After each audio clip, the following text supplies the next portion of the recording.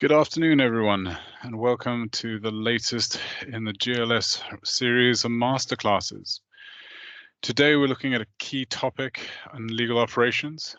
We're looking at KPIs and how they can be utilized by in-house legal departments to take measurements of your implementation successes and drive strategic thinking within the department. Today's presenter will be Mr. Simon Bryan, a founder of GLS. And with that, I'll hand over to Simon. Thank you, Nick. Good morning, depending on where you are in the world, or good afternoon. We've got a really good number of attendees today, which is fabulous. Nick, do we want to give it a minute, or shall we just plough on, mindful of time? No, I think just plough on, and I'll meet people as they arrive. Super. Thank you. So, welcome to today's GLS Legal Operations community event. It really is great to see more and more members of our in-house community taking time out of their busy days to join us. Today's topic is really quite powerful. From our perspective, and certainly from the increased fortunes that our clients enjoy, it's a real, what we call rubber hits the road topic. So much so that, frankly, the takeaway messaging begins right now on the introductory slide. If you're responsible for legal team performance, bearing in mind that we're all responsible for our own performance, then simply you must be leveraging KPI-based insights. Without KPIs, you and your department are effectively running blind in the support that you're providing, and you're denying three key drivers of performance and success. Those are, number one, you're effectively denying your legal team the opportunity to improve the platform upon which you operate.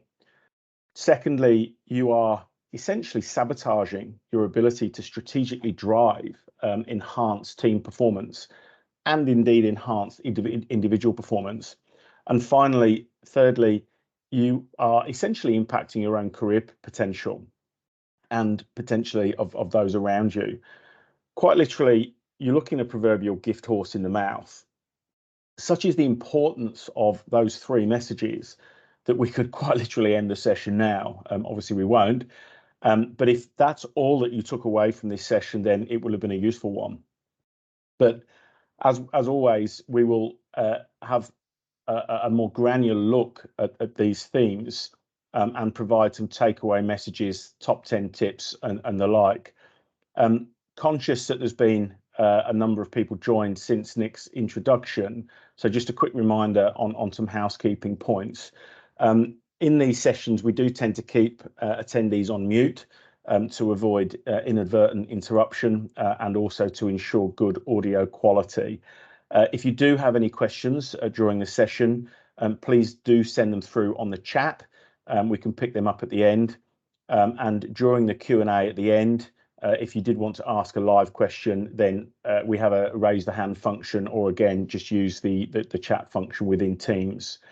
So without further ado, we will launch into the webinar overview.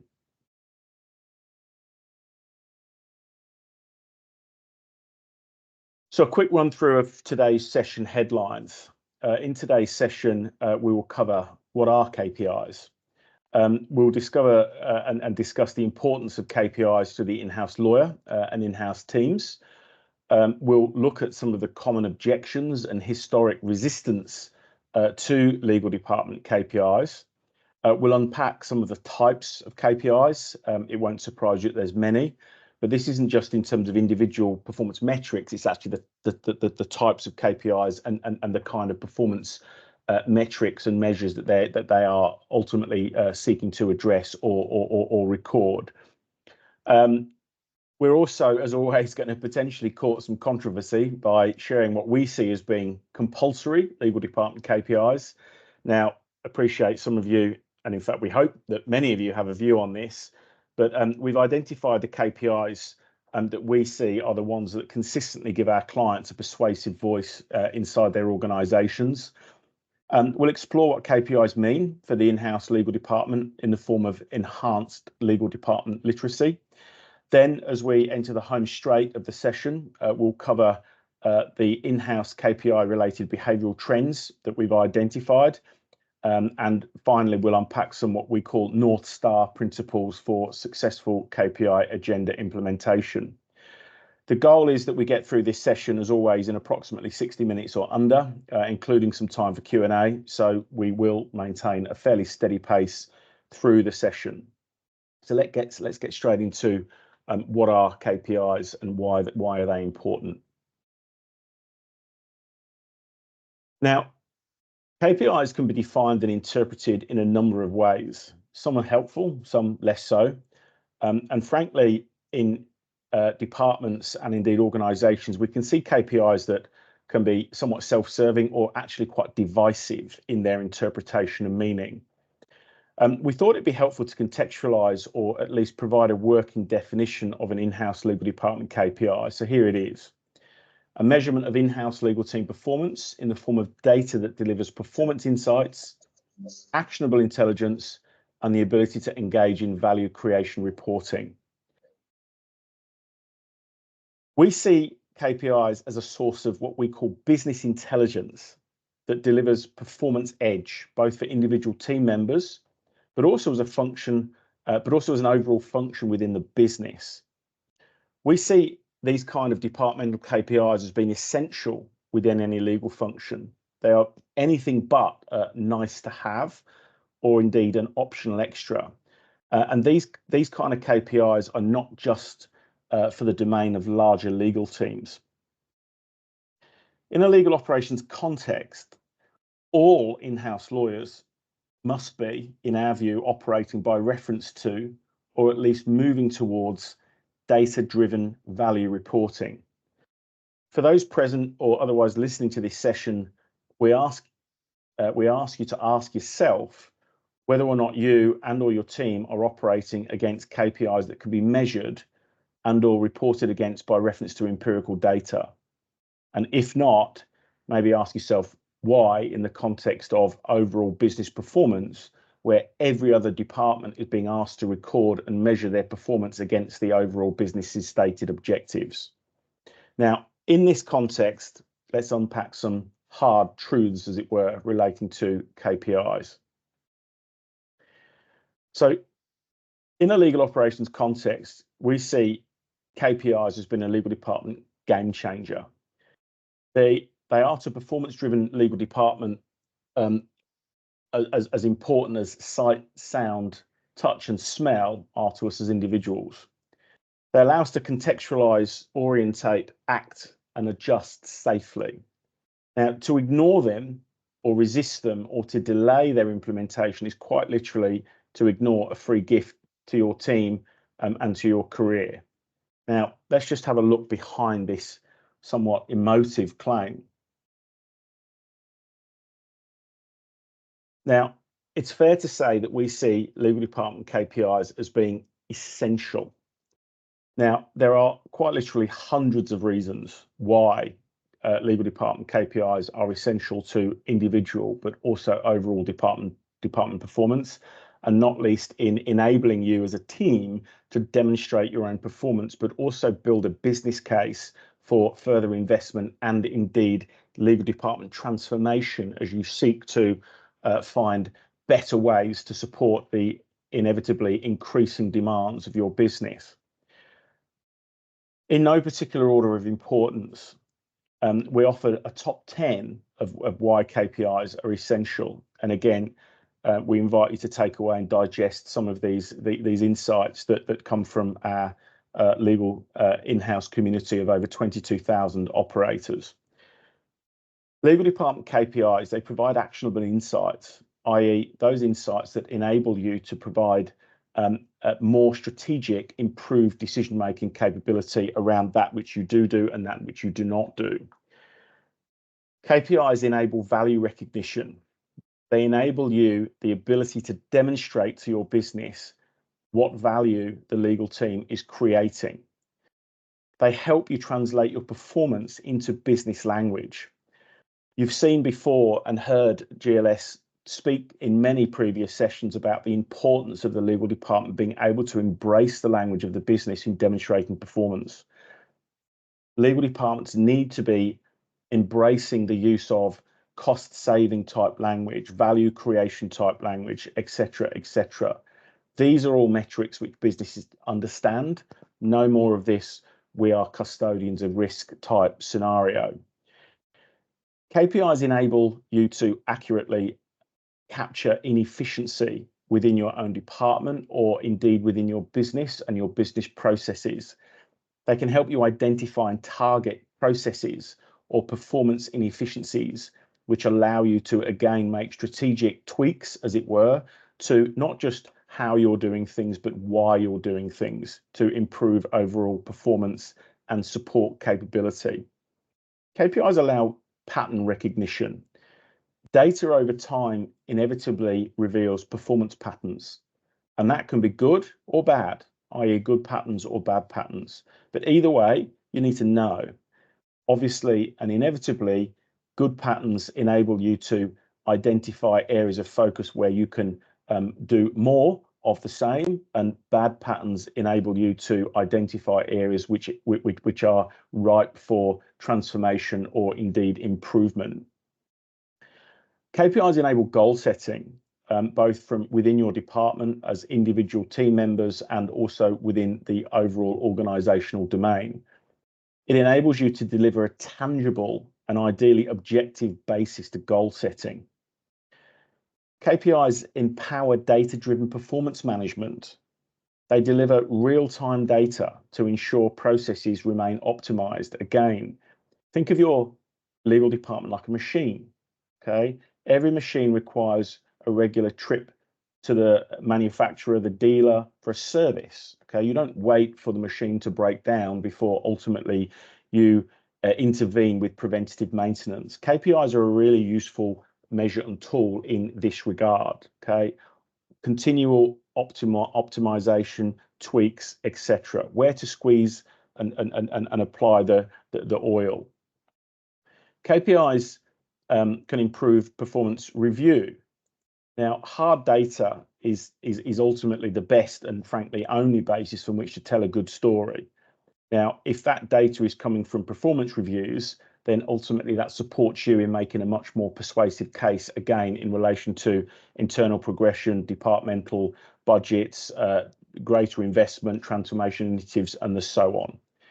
Inevitably, KPIs also promote a performance culture.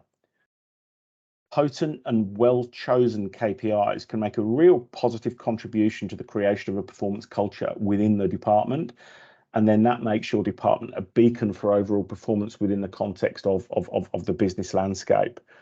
And finally, we see that KPIs are frankly inevitable. Ready or not, they're coming. All business functions, without exception, operate by reference to data collection and performance reporting. The legal department, and it's not the first time we've heard us say this, the legal department has been one of the last areas for change and the last bastion of non-metric based performance reporting. We see that as being over. Think historically, again, you've heard me say it even in this session, the legal department, we're custodians of risk, we keep the business safe. How does that translate into data-driven metrics? How does the board, the shareholders, your CEO, how do they value your contribution? Okay, in the absence of data-driven metrics and KPI-driven performance, then ultimately there's no real tangible and objective way of measuring the overall contribution that there's no question the legal department is making, but it just doesn't translate into tangible metrics which the business can ultimately understand. So the key message here again is being embrace the notion of KPIs, because frankly, if you don't self-author your own fortunes, if you like, in this area, then regrettably we expect that somebody else is likely to come and try and impose these kind of KPIs upon you that might not necessarily be fit for purpose. The final biggest point in relation to KPIs, though, are they do represent a free kick. They quite literally are an essential free tool that is available to you guys to support your overall mission within the business. They are able to support you in creating a better platform from which you can operate. They're able to support you in creating business case for, again, transformation, expansion, changing the way that the business does things. Okay. Now, whilst we've just been through, if you like, a top 10, which is a fairly, I would hope you'll agree, compelling list, we've highlighted 3 real key takeaway points to focus on. The first of these being the decision-making insights that KPIs represent. Now, we all know that operating on a hunch is good.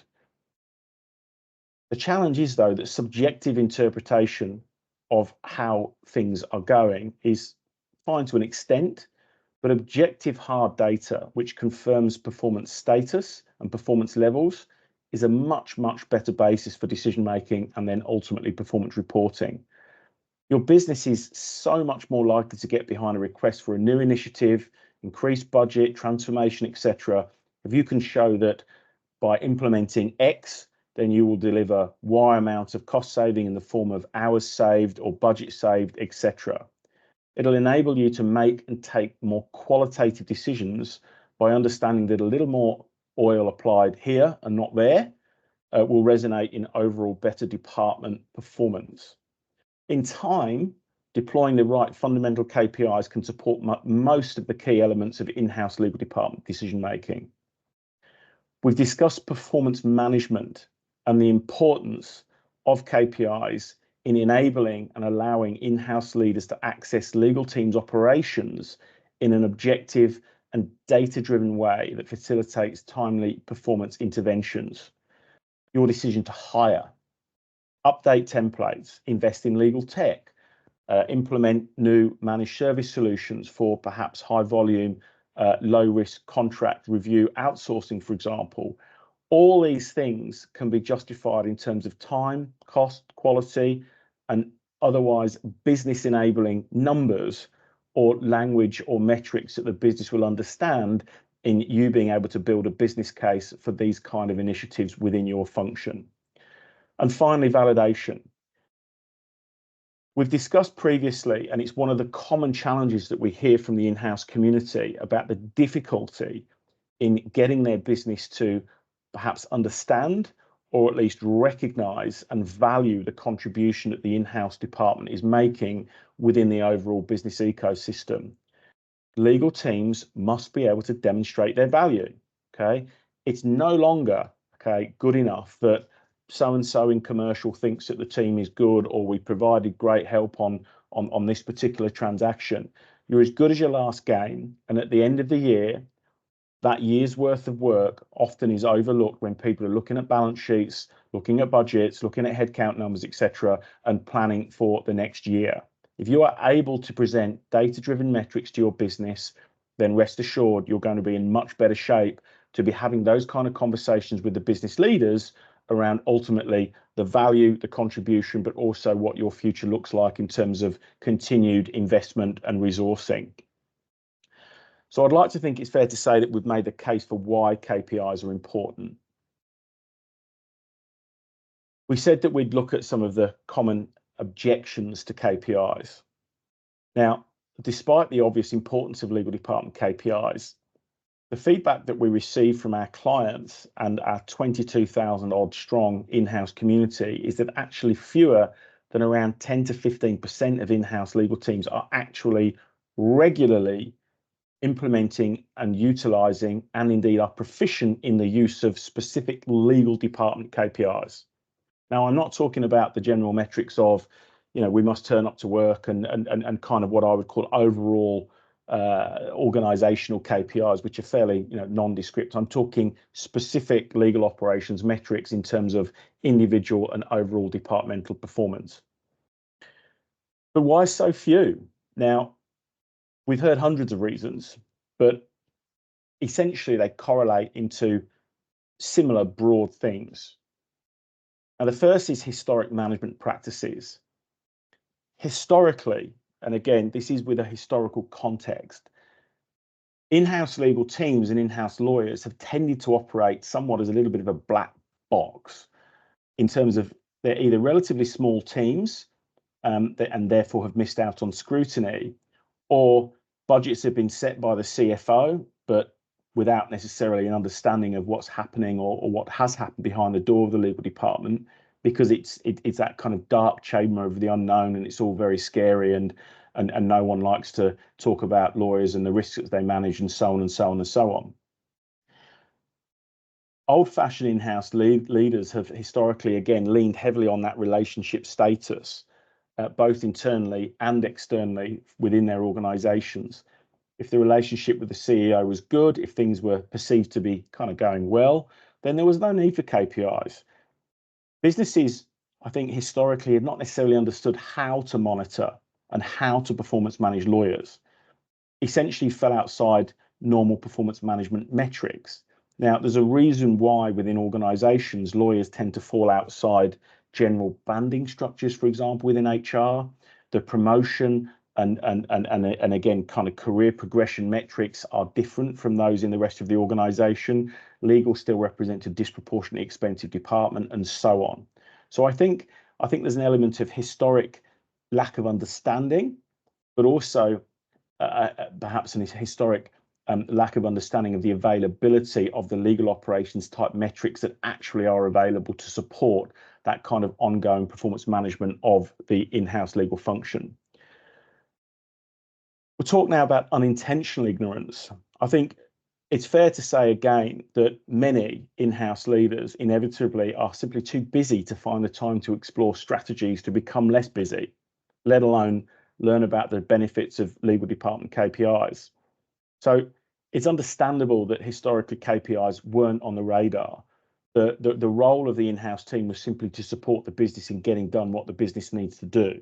Okay. And as far as the business was concerned, if the legal department was perceived as being ultimately responsive and agile enough to absorb the requirement and the needs of the business, then that was kind of seen to be good enough. Well, I think, again, with the advent and understanding of the importance of the role legal operation plays, okay, we've all got too much to do, okay, and there's not enough available resource to meet the current demand and the growing demand of what needs to get done.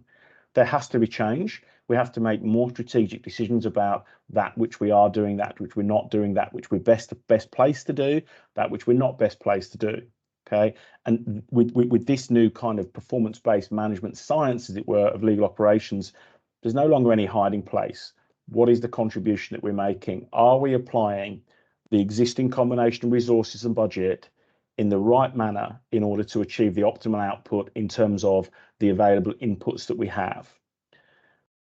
The third reason is fear of change. Again, inevitably, human nature. The idea of opening oneself up to objective review is scary, okay, perhaps too scary. So to the extent that we can avoid any measurable objective KPIs, then why wouldn't we? Okay, fear of change, fear of criticism, as it were, is an inevitable barrier to essentially adopting measurable metrics against which our performance can be monitored. And the final one, and I say this with a smile on my face, is the historic we're special attitude. I spoke previously to the notion of lawyers being difficult to manage and the legal department being difficult to understand in terms of how to quantify ultimately the role of the legal department within an organization, custodians of risk, and so on. But there's no question that there's still an element of the fundamental belief that what lawyers do is special. And it is special. It really is special. Okay. We are an incredibly valuable resource within the context of overall business operations and efficacy. Okay. No question. But it's not right to be suggesting that that contribution actually can't be measured. I think the historic view, frankly, is probably rooted perhaps in a little bit of the old industry elitism, albeit with a pinch of truth in that what we do is intangible. Okay, the notion that a particular intervention on a contract can save the organisation from hundreds of millions of dollars of risk. How do you value that?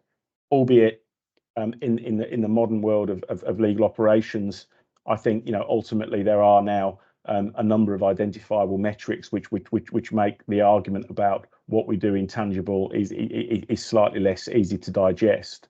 Now, again, there's no judgments here. We're simply saying that resisting the use of KPIs is a bit like trying to stop time. We predict, and please quote us on this, that the effectiveness of legal departments within the next certainly 5 to 10 years max will be described by reference to a broadly or a universally set of adopted KPIs. So with that, let's move on to have a look at the types of KPIs and some of the most important KPIs. Now, before we unpack some types of KPIs, just a quick word on the difference between measures and metrics, because the distinction between the two is important. A KPI measure is ultimately a data point that exists at a single point in time. Now, in and of itself, that data point or metric might that data measure, sorry, might not provide much by way of context. For example, overall legal spend. Okay, we spend X. Well, in the abstract, that doesn't necessarily tell you anything about the performance or indeed the contribution that's being made. But that's where the metric comes in. So a metric is a data point in context. So additional data points for the measure that enables better analysis. Okay, so for example, overall legal spend is X, but we spent Y relating to the cost per matter, and that potentially allows a comparison across the organization, etc. Now, this is a critical distinction for the in-house legal department, where all too often, as we've discussed, the value of an in-house team might not always be understood or appreciated or recognized within the business in which they operate.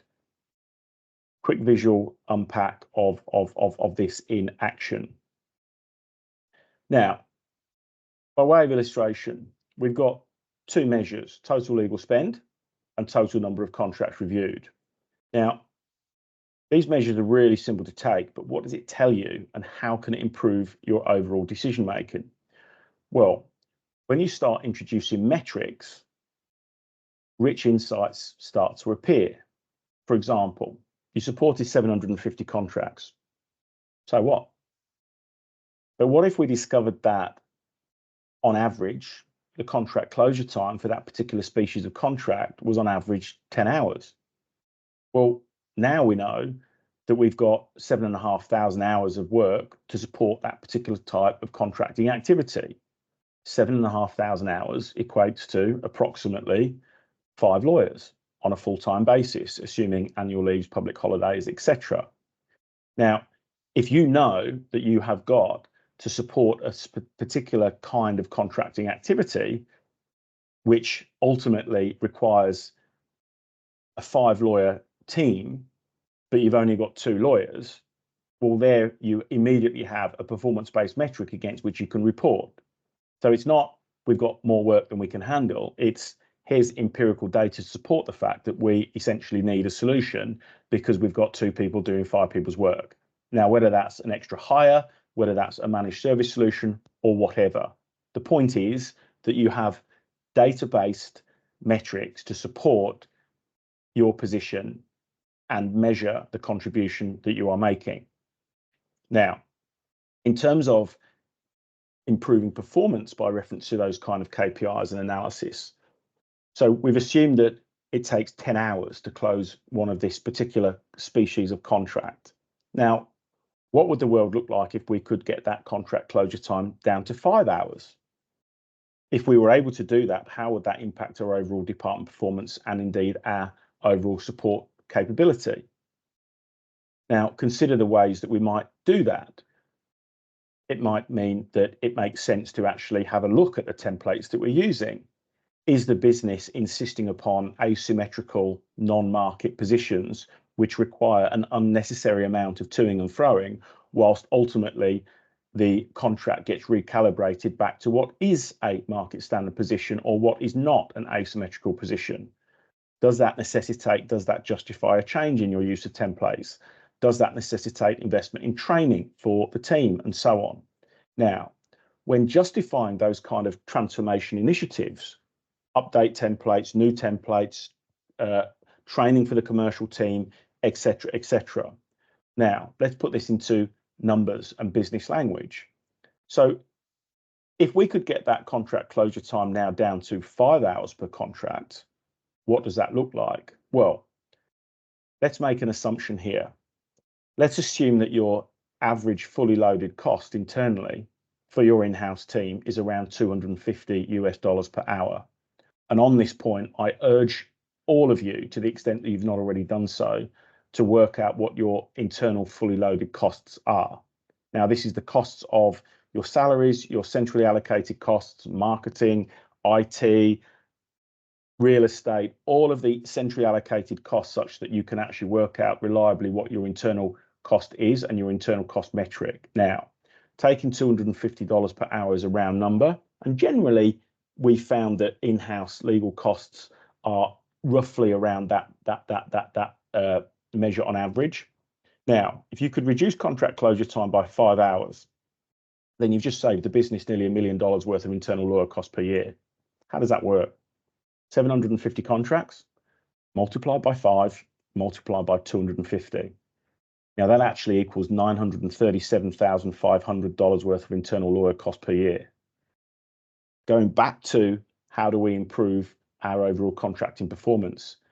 In the face of a $937,500 per annum cost saving on lawyer time internally, perhaps that now justifies going and spending $50,000, $100,000, $250,000 on optimizing the contract function, on optimizing and updating your templates, on providing internal training, on implementing playbooks or checklists to assist the teams, whether your own teams or the business team, in reducing the time it takes to navigate that contract from inception to signing.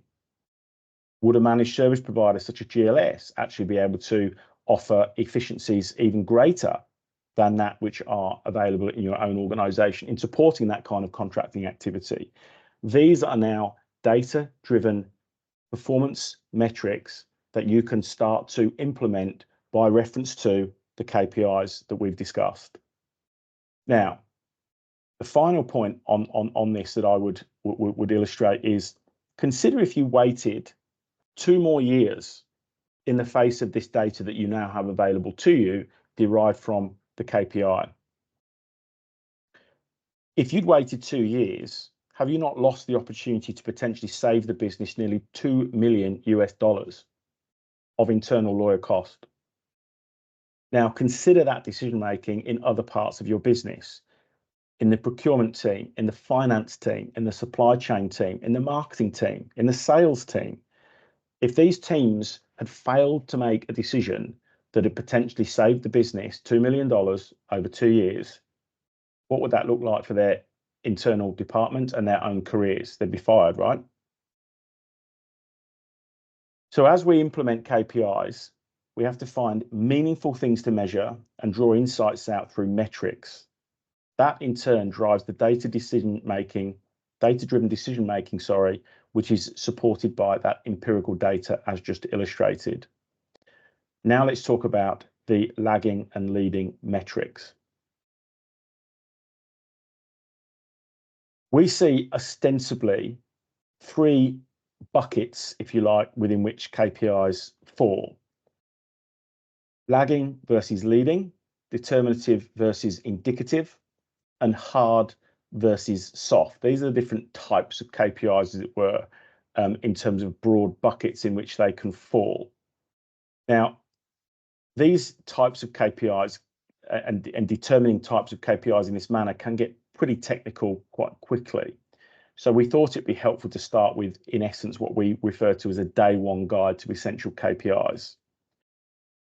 With this in mind, we suggest just thinking of your KPIs as either hard or soft. Okay, now hard KPIs tend to be what we call quant-based, quantitative-based, i.e. they serve to quantify, to give an objective record of some aspect of performance. These are typically things that can be expressed in terms of time, cost, volume, etc. Language that the business is really easily able to understand. Now, the soft KPIs tend to be more subjective, as we say in interpretation, such as attitudes. Okay, soft KPIs might measure things like department satisfaction, morale, and so on. Now, as your KPI competency improves, you can circle back on the technical concepts we presented with these three types of KPIs and act and implement them. But our recommendation, as always, with all things legal operations led, is to start slowly and implement things that are going to resonate in immediate success for you and your team.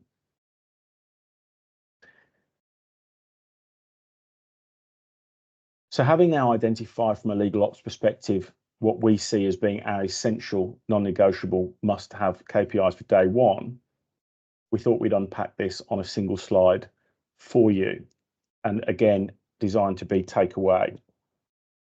Legal spend. Now, this is an obvious one, and most people obviously inevitably look to this, not least for department budgeting. We would break down legal spend KPI as follows. We would suggest using this KPI to measure the cost of using any outside legal resource to your department. Now, this might include law firms, it could include alternative legal service providers, other service providers, whether it's tech providers and so on, knowledge management providers, etc. Now, this vendor management spend figure should be regularly tracked against that which is budgeted for the year, of course.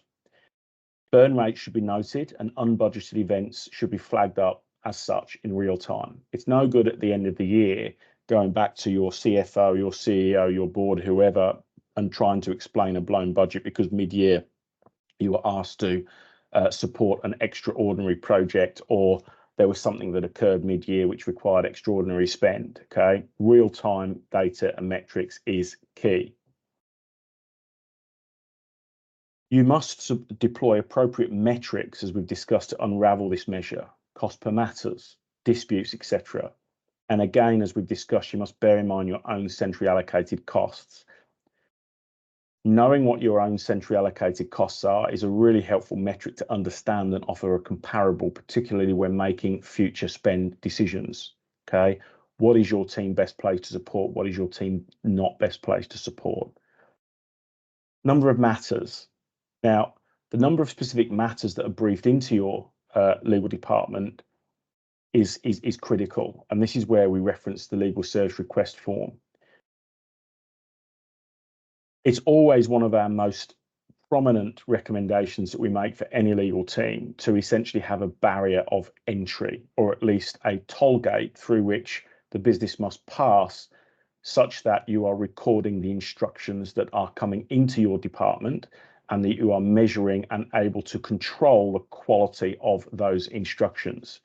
We call this a legal service request form. You might have a different nomenclature or name for it, but ultimately all performing legal teams should have some form of legal service request protocol. Trying to measure and validate and quantify in a qualitative basis requests taken in a hallway or things that come in via WhatsApp, etc. It's very easy for those requests to be discounted from the overall workload that your team supports. So in an ideal world, all requests should be formally recorded and tracked. And we cannot underline the criticality of this. Now, applying a real world understanding, we get it, okay? You're working for particular organizations. There are particular levels of seniority, particular characters, owners, shareholders, whoever it may be, that might not necessarily want to be filling forms in. Get it, understood. But that is an exception to the rule, okay? Apply the standard deviation curve. What is the rule? What are the exceptions? Now, if most of the time your business is observing strict protocol about how they brief you and the mode in which they brief you, then those outline factors of, the CEO just called me on a Friday night, you can still complete the legal service request form, as it were, such that that request is recorded. Okay, it's no good you not having an accurate record of the requests that you and your department are receiving and being asked to support.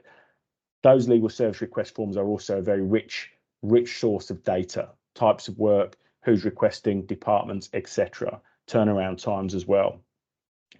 Turnaround time brings me on to the third bullet. Now, contract turnaround time measures how long it takes for the legal team to review and approve contracts. Now, whether it's just contracts or other work types that you're supporting, critically, by having some kind of metric about measuring the amount of time it takes for you to ultimately close business, as it were, then that can ultimately affect the company's overall performance metrics in terms of the volume of business that they're doing or the quality of business that they're doing. Measuring things like contract turnaround time, contract closure time is an excellent indicator of the legal team's efficiency in supporting, for example, a contracting or procurement function. Now, again, as discussed, it ties directly to the attainment of corporate goals and allows you to evidence cost savings and enhance business. It literally is pure gold. Okay. Imagine those conversations around, we really need to update our templates because we keep insisting on that ridiculous position. Okay. We've got empirical data that suggests that 10 times out of 10, we've got counterparties who are taking 5 hours to return our documents because ultimately every single one of them is objecting to this particular position. Okay.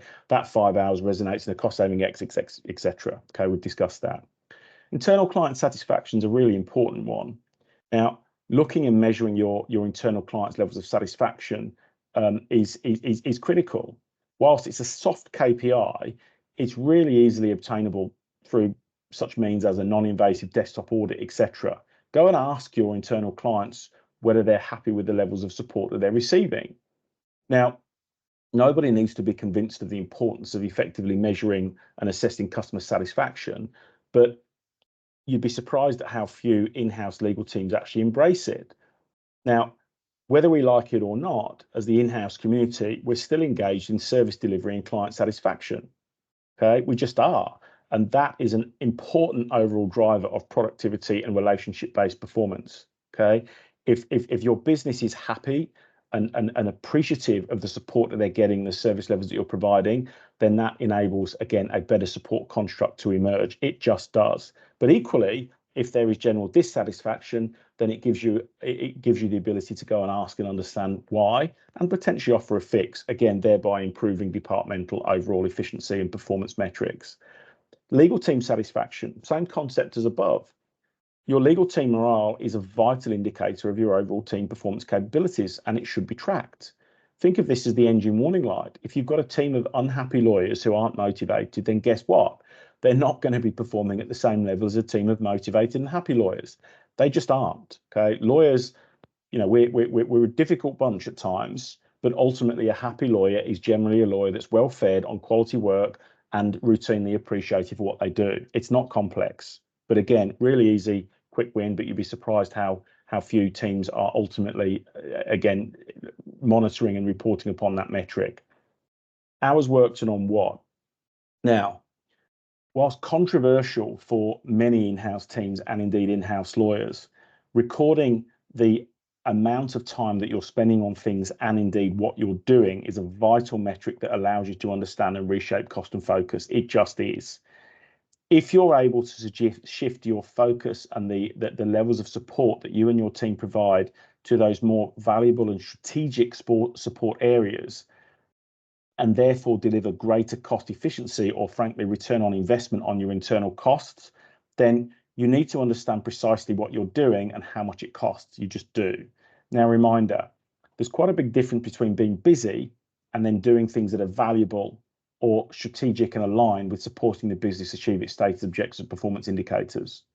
Is your $250 an hour internally, centrally allocated internal cost lawyer, are they best placed churning NDAs, for example, that frankly the business has never litigated upon and there's never been an issue in relation to, or are they better going and supporting that strategic initiative relating to a new market entry in a different jurisdiction?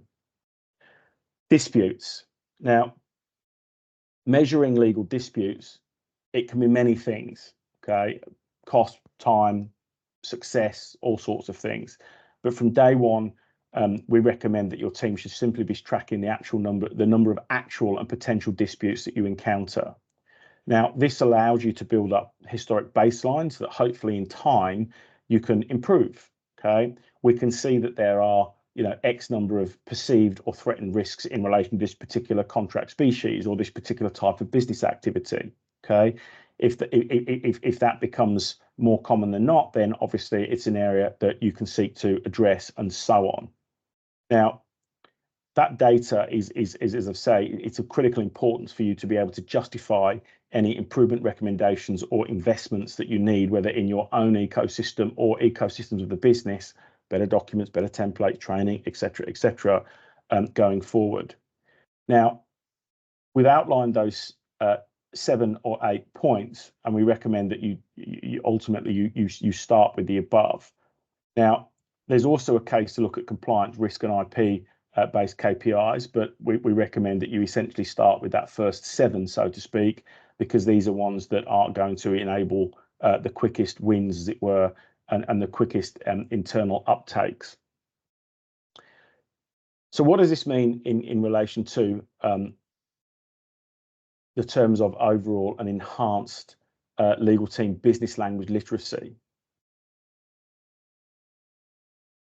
Historically, so pre-legal department KPIs, the old perennial, how things going? Yeah, great, we're busy. Think we're getting there. Or, why are you asking me? Goodness, what's been said? Has somebody complained about us? Data-driven KPI metrics.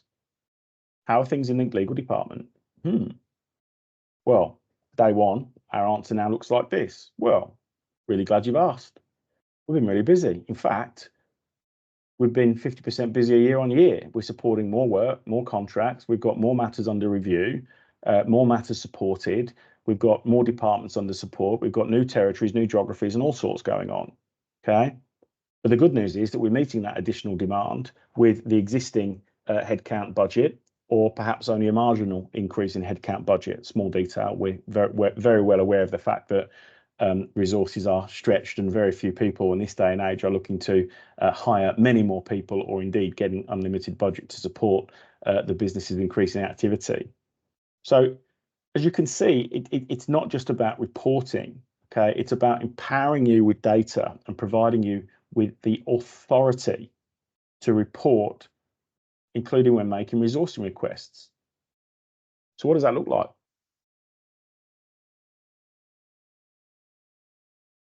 Same slide. Imagine this conversation. You're now doing your annual report or your quarterly report to your board members, your CEO, your direct report, whoever it may be. Okay. Here's a few things that I think we can deliver. Yeah.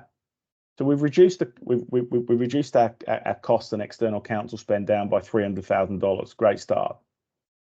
But we've been working the numbers, and I think we can do even more with your help. So having cross-correlated workflow demographics and our external counsel spend patterns, a potential evergreen cost savings jumped out.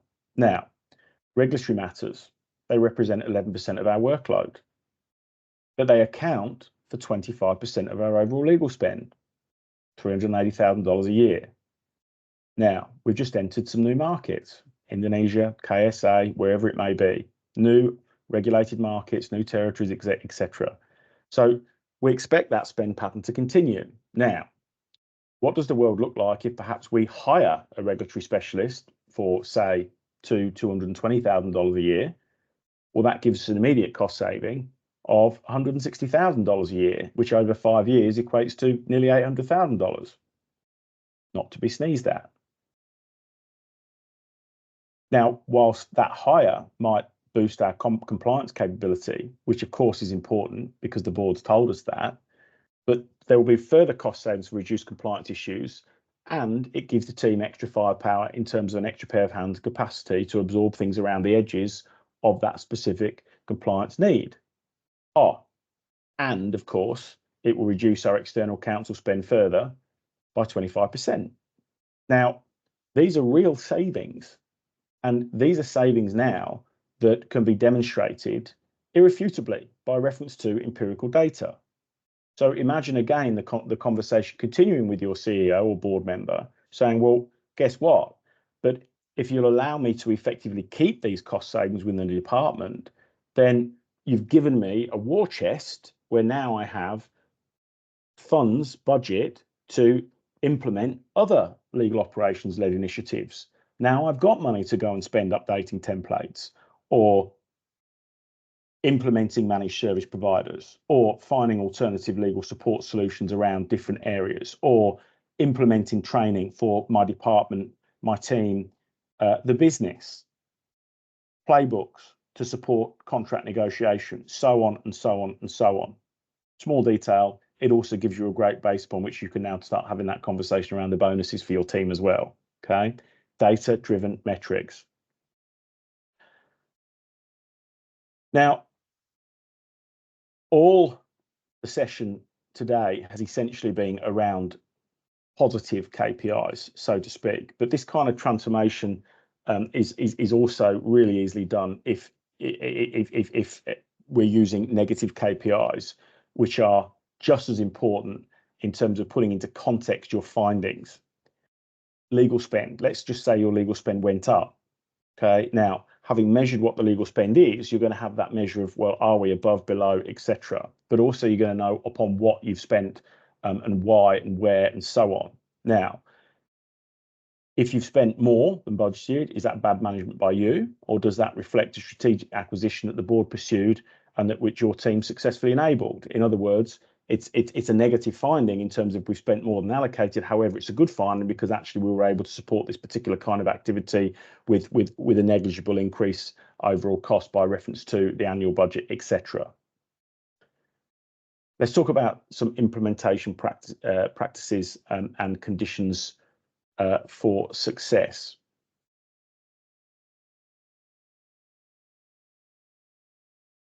KPIs are inarguably a tool that provides a much better platform upon which the legal team can operate. KPIs operate as a barometer for the in-house community. And what we thought would be helpful is to share with you now a sense of the prevailing winds amongst legal teams that have embraced those legal department KPIs. We wanted to share with you some of the emerging trends in relation to this. And again, this comes from our client population, but also our in-house legal community comprising approximately 22,000 in-house practitioners across the globe. First one, over implementation. So as always, beware of KPI overkill. Just because you now have vast amounts of data at your fingertips, there is a tendency to want to measure absolutely everything, okay? But just because you can measure it doesn't necessarily mean that you should. The second one, avoid complexity. Now, at GLS, we're always banging the drum about simple is best. Complex KPIs on day one is just a fail. Complex is just that. It's difficult, it's complex, it leads to greater work effort and almost always falls over. Avoid them, okay? Your day one KPIs should be capable of computation and measurement by you and your team, okay? No MIT degree needed, okay? The simpler the better, the more objective the better.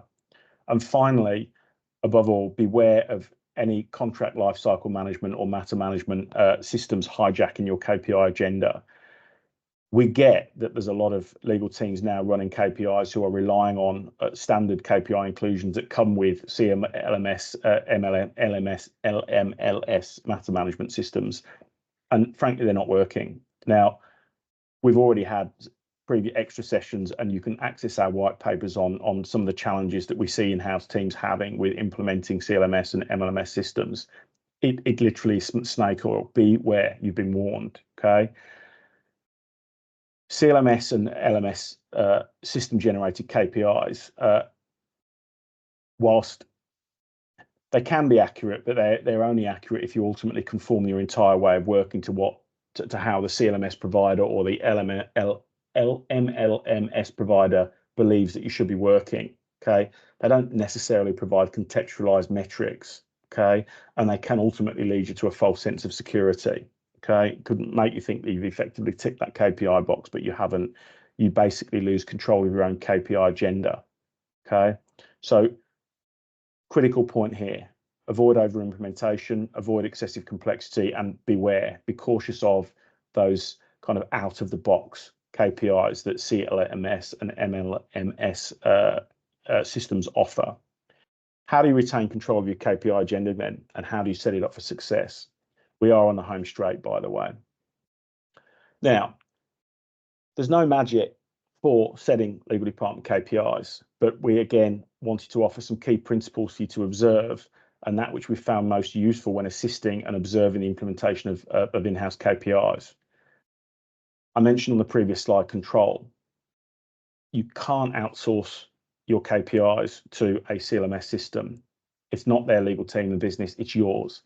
You have an understanding of the key metrics and drivers for success, and it's you that ultimately should be recording, measuring, and implementing those KPIs related to those metrics. Okay, decision. Use KPIs to support your decision making. And something is a decision, okay, only if there's two or more realistic alternatives. Now, those decisions must have negative consequence if you choose the wrong one. In other words, there's a right decision, there's a wrong decision. There has to be something at stake. Don't set KPIs that involve decisions where there's nothing at stake. Okay, they're too soft. Okay, it needs to be if this then that, and that is essentially leads to better outcomes. We've discussed the de minimis. Ideally, start with as few as possible. Maximum 6, 7 on day one, if not less. KPI success and implementing a KPI regime and agenda within your overall department has to follow the crawl, walk, and then run philosophy. Okay, focus on quality and not quantity. Think of how important the measurement of BMI and pulse and blood pressure, etc., are to a doctor. Okay, your doctor will effectively take 3, 4, 5 vital signs, and from those can make an overall assessment about overall health.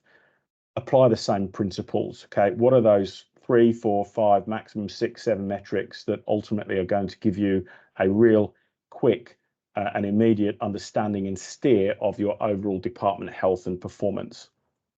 Measurability.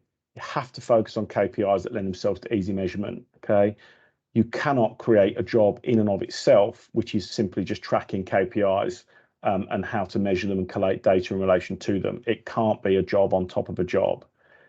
Time, cost, and satisfaction. Okay, choose KPIs that allow you to translate your findings into either a time, cost, or satisfaction score. Okay, how much, when, by when, etc. Okay, and again, don't be afraid of bad KPIs. Bad KPIs are good. Embrace the notion that a bad KPI score can be a good thing. It's not something to be avoided. Bad KPIs offer you an opportunity for something to be improved upon, and it's therefore it's a really easy base against which you compare your initiatives against. Okay, we've identified this challenge, we've provided this solution. Okay, success, measure, reported. Reiterating the message again, retain control of your overall KPI agenda. One working example here. So we're blessed to operate with a number of the major multinationals and government-owned entities within the UAE. One of these entities, which is very prominent, very well known, they employed a management consultant to come in and give the entire business KPIs. Okay, that included the legal department. I swear this is an absolutely God's honest truth example that I'm giving here. The legal department, as one of their KPIs overall, had a KPI that was hard. You must win over 75% of litigation cases. This is what must be avoided. Like, don't get me started on how to reverse engineer and unpack and dismiss such a KPI. There's the management consultants, you must win 75% of all litigation cases. Well, that's great. Well, are they good cases? Are they bad cases? Do we bring them or are we fighting them? Okay. Just, what's my budget? Do I have an unlimited budget? Do I get a choice of law firms that I can use? Okay. Is it a good, can I assess the scores? Is a settlement a win, or is it a lot? Just don't get me started. But it just underlines the importance of the point. Control your own KPI agenda. Okay. But equally provide it in terms that the business can readily and easily access and understand. Again, mindful of the time, the hour is essentially up, moving straight into the conclusions. As always, we've tried to keep the session to the truly major points and the real value in what we try to do at GLS is turning complex endeavours into simple tasks. Some overall conclusions. KPIs, when used properly, can drive performance, better decision making, and value recognition. Okay, if you're not doing it, do it. If you are doing it, consider what KPIs you're currently working towards and how ultimately they're supporting your overall internal agenda. There's a limit to what can be achieved. KPIs can't necessarily capture everything, but they can capture what's most important to the business. And if you haven't worked out what's most important to the business, maybe go and ask. Okay. It's really important that you translate your own contribution and that of your department into that which your business values. Okay, it's no good you valuing something if your business doesn't value it in the same way. Sharing. Okay, know all about what you have to share. Like we say, just because the data is available, it's not that a question of don't necessarily collect the data, but consider what you report, where and why. Okay, how is this data serving to improve your overall agenda by reference to your own performance metrics? Align with overall practicality and efficiency. Okay. Use the legal service request form, as we've discussed. The legal service request form is one of the cheapest and simplest metrics and measures, tools that you can include in any legal department that is ultimately going to improve your overall operating efficiency. It is a fantastic tool from which you can gather all sorts of data. Okay. If you're not using it, urge you, adopt it. We've discussed a crawl, walk, run philosophy. Don't run before you can walk. Don't walk before you can crawl. Okay. Remove the blinkers. We've offered our view. We believe that you're running blind without a supporting KPI regime, and underlining the importance of being able to report metrics to your business in an objective manner. And again, frankly, as we've discussed and hopefully demonstrated, KPIs can enable you to deliver vastly better, more strategically aligned in-house legal platforms to support your underlying businesses. Some next steps. Inevitably, we have a range of tools that we can provide and supply and support you with. Many of these tools actually are available for free already within your Legal Resources Centre welcome packs. For those that haven't already, we invite you to register for the GLS Legal Operations Centre, and you can access a number of these tools within your My Resources area. Moving on to Q&A. Nick. Great. Well, thank you very much, Simon. That's fantastic. A few questions have come through. The first one I'll actually answer myself. So there was a request that the slides from today's presentation be circulated after the webinar is finished. And just to confirm, one, that there'll be a recording of this webinar available on our website within 24 hours of now. And so please do feel free to share that with any friends and colleagues you think might be interested in today's presentation. And two, yes, we can circulate a copy of the slide deck to anyone that is interested. Please just message me directly and I'll arrange that for you. So the next question is, firstly, a compliment. Simon, great presentation. I'm curious about your experience of legal teams that implement CLMS before really considering a legal ops role or at least goals. Is there a risk that KPIs from CLMS providers might not be well thought out because there's no legal ops vision? Thank you. That's a great question. And it could probably take about half an hour to answer all of the individual component parts of it, because there's a number of distinct themes in relation to that question. I think in no particular order,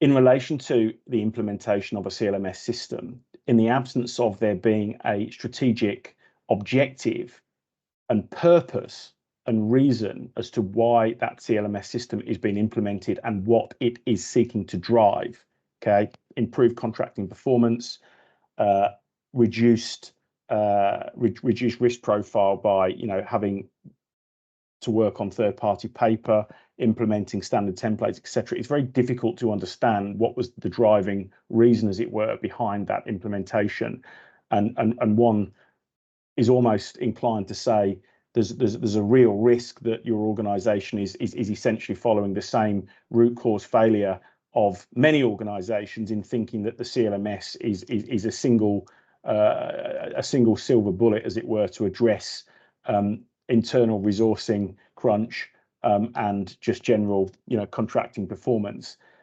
There's a risk that the CLMS providers promise the earth. They explain that the system is going to achieve X, Y, and Z, and actually, invariably, it doesn't necessarily work out like that.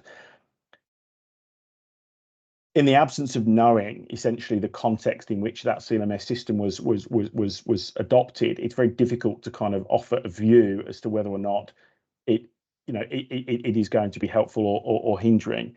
That said, what we can say is if the business wasn't clear in its objectives, okay, by reference to what it was seeking to achieve, why, but also what success would look like, okay? Was the objective to have more contracts under management? Was the objective to have more contracts on your own paper? Was the objective to reduce contract closure time? Was the objective to sign more contracts? Don't know. So it all kind of goes hand in hand. In the absence of knowing what success looks like and what your version of success is, it's almost impossible to work out whether or not this is going to be a good thing or a bad thing. And ultimately, then it ties back into that legal ops-led initiative in terms of what are we trying to achieve here? Okay, what is it we want to do? Why? And how are we going to do it? It's kind of an element of cart before the horse. I think, given the kind of many different angles to that question, what I would perhaps suggest is maybe drop myself, Nick, or both of us a line, or maybe just drop your email in the chat to the extent we've not. Well, we will already have it, and either myself or one of the team, I think, let's reach out to you. And we can maybe take it offline because there's quite a bit to that. But super question. Great, thank you. The next question is it possible to design a KPI to capture the time spent by my in-house legal team, but exclude the time spent by internal and external stakeholders who are also involved in the project? I assume the reason for that question is that their legal team is getting blamed for slow contract closures, but they think it's somebody else. Yeah, so this is actually quite simple. Okay, so we ourselves and recommend our clients as well use nothing more complex than a browser-based time recorder to record your legal team's actual time. Now, the idea of KPIs is to effectively identify bottlenecks in that process. So within the metrics that you're recording, so again, you implement, there's a range of browser-based time recording solutions, there just are.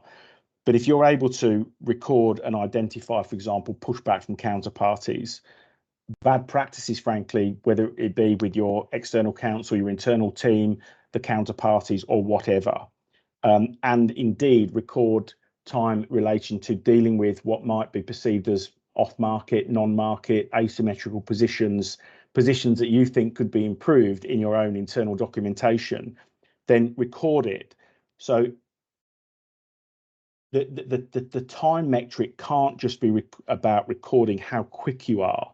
It has to be about assessing the overall contract process. Again, we can all turn a contract in 3 minutes if the contract is agreeable, okay? But it's a question of understanding if it's not agreeable, why is it not agreeable? Where is it not agreeable? And how long is it taking? And why is it taking that long to make it agreeable? I hope that's answered the question. Great, thank you very much. Final question is, do you have any recommendations for compliance KPIs? Good question. Again, applying a simple is best philosophy, it's essentially applying the same methodology as described in the presentation. And that ultimately would work to define KPIs for compliance. But you could consider for example, incidents of compliant breaches, that would be an essential KPI to have on record.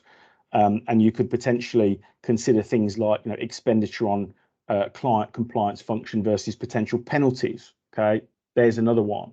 But again, it comes down to what ultimately is the report or the metric or the measure that you're seeking to report upon. What is it you're trying to measure, and what is it that ultimately you're seeking to do with that measure? But again, there's a couple. I mean, consider incidents of compliant breaches and expenditure on compliance function, for example, versus potential penalties. There's two for you. Great. Thanks very much, Simon. With that, I think we'll draw today's webinar to a close. As a reminder, a recording of this webinar will be available for viewing for free on our website from tomorrow. And for those that reached out for a copy of the slide deck, I'll be circulating the slides to you in the next half an hour. So great. Thanks very much. Lovely. Everyone. Thanks, Nick. Just thanks again for the participation in these sessions. Today's session has been really, really well attended, which is fantastic to see. And again, we're extremely grateful for the time that everybody gives in attending these sessions, and indeed the time that everybody gives us when participating in our in-house legal community forums. Thanks again, everybody. Wishing you a wonderful Thursday.